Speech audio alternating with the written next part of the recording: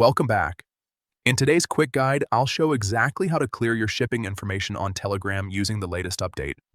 If you've ever entered payment or delivery details and want to remove them for privacy or security reasons, this is the fastest way to do it.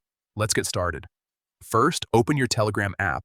Once you're on the main screen, look for the menu icon. Depending on your device, this could be the three lines in the top corner or your profile picture. Tap on it to open the menu. Next, go to Settings. This is where all your account and privacy options are stored. Inside Settings, find and tap on Privacy and Security. This section controls how your data is handled and what information is saved within the app. Now scroll down until you see the option labeled Clear Payment and Shipping Info. Go ahead and tap on it. You'll now see options related to your saved data. Make sure that payment info is checked. This ensures that any stored payment or shipping details linked to purchases are included.